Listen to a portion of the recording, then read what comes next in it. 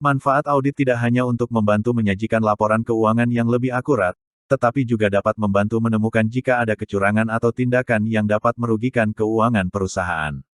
Lalu, apa saja manfaat audit untuk perusahaan?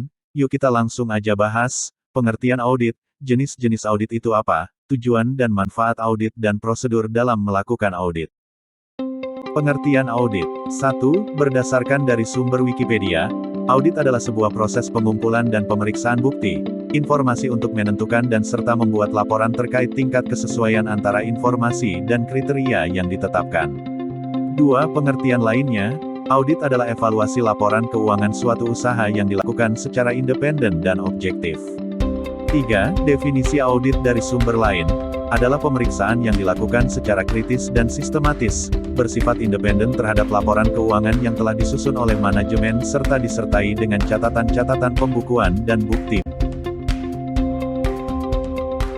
Jenis-jenis audit terbagi menjadi dua yaitu 1. Jenis audit berdasarkan pemeriksaan.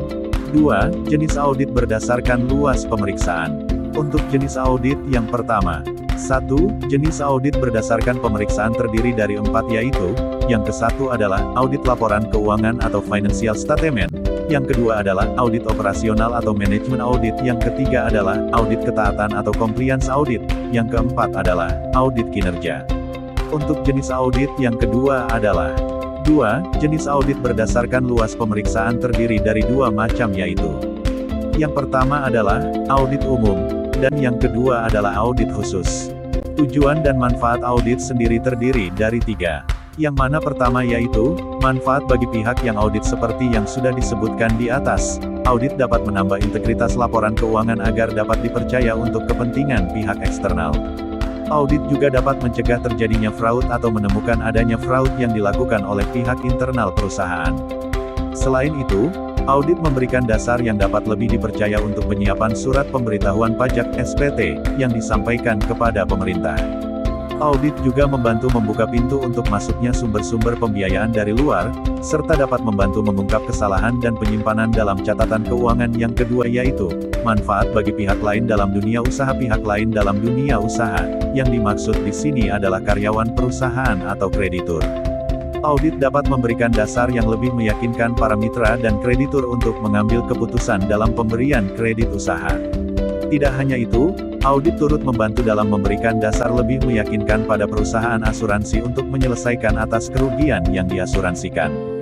Audit juga dapat menjadi dasar yang terpercaya pada para investor dan calon investor untuk menilai prestasi investasi dan kepengurusan manajemen. Manfaat lainnya, audit dapat memberikan dasar yang objektif kepada serikat buruh dan perusahaan yang diaudit untuk menyelesaikan sengketa mengenai upah dan tunjangan.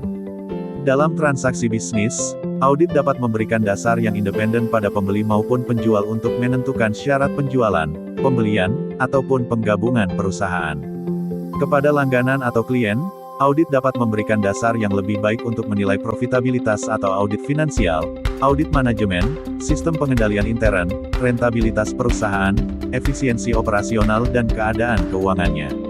Dan yang ketiga yaitu, bermanfaat bagi pemerintah. Prosedur dalam melakukan audit. Institusi Akuntan Publik Indonesia (IAPI) telah menetapkan dan mengesahkan beberapa standar yang kini menjadi acuan dasar dalam melakukan audit keuangan, di antaranya standar auditing umum, standar pekerjaan lapangan dan standar pelaporan interpretasi. 1. Standar auditing umum. Prosedur menggunakan standar auditing umum terdiri dari 3 bagian, yaitu 1. Pelaksana audit, atau yang umumnya disebut auditor adalah seseorang atau lebih dengan keahlian dan pengalaman pelatihan teknis yang memadai sebagai auditor. 2. Auditor mempertahankan mental dari segala hal yang berkaitan dengan perikatan dan independensi harus segala dijaga. 3. Auditor wajib memanfaatkan keahlian profesionalnya dalam proses pelaksanaan audit hingga kegiatan pelaporan dengan cermat dan saksama. 2. Standar pekerjaan lapangan. Standar pekerjaan lapangan bersifat lebih khusus pada hal yang mencakup kinerja audit di lapangan. 1. Pada dasarnya, kinerja lapangan dapat bergantung dari perencanaan yang dilakukan. Karena itu, sebagai tenaga profesional, seluruh pekerjaan harus direncanakan dengan baik dan matang. Jika perlu menggunakan tenaga asisten, haruslah yang telah disupervisi dengan cara semestinya. 2. Pemahaman yang memadai atas pengendalian intern. 3. Bukti audit yang diperoleh melalui inspeksi pengamatan harus bersifat kompeten.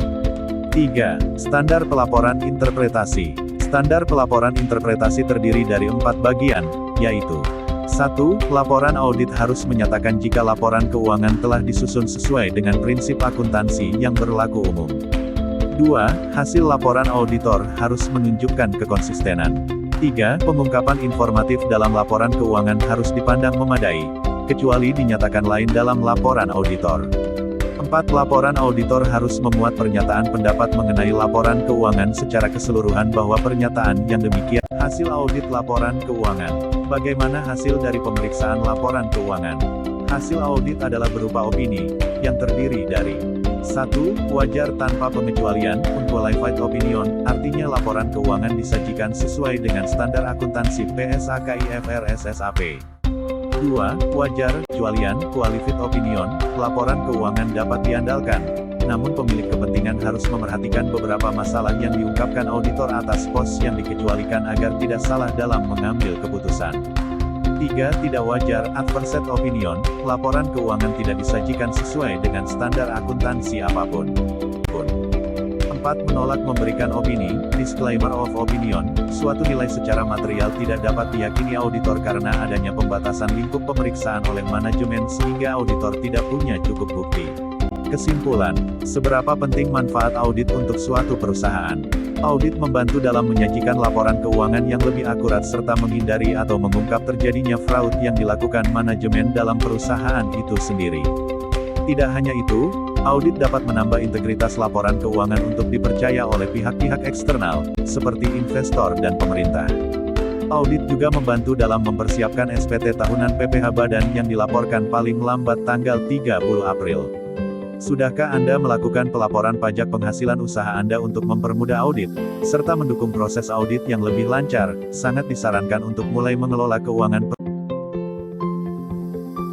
Thank you for watching this video and see you in the next video.